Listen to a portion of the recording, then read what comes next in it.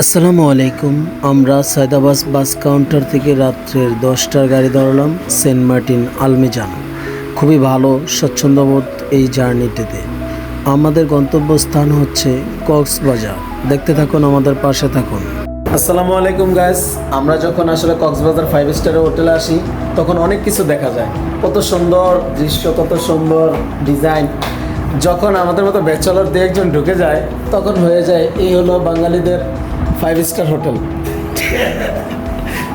আসলে আমরা গোছলো জিনিসটা যে সব কিছু গুছায় রাখবো এরকম কোনো সৌন্দর্যটা আমরা তুলে ধরতে পারি না, তাই আমাদের 5 স্টার হয়ে যায় আমাদের ঘরের 7 স্টার।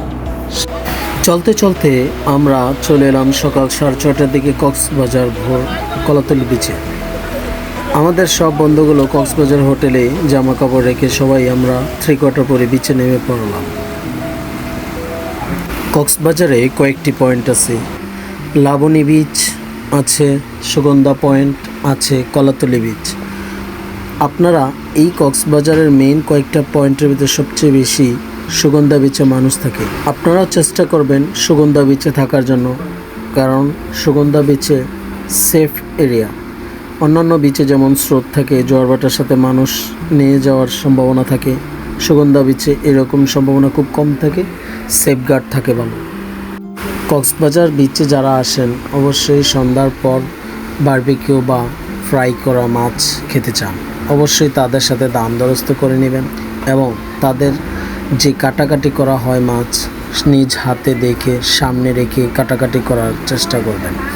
অন্যথায় তাদের ভিতরে 2 নম্বর মাছ, পচা মাছ তারা দিয়ে দেয়, সেটার জন্য আপনারা খুবই লাঞ্ছিত হবেন।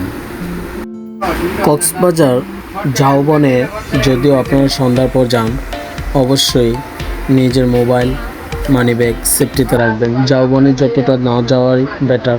ঝাউবনে কাপল এবং সাধারণ মানুষ জেলে বিপদে পড়তে পারে।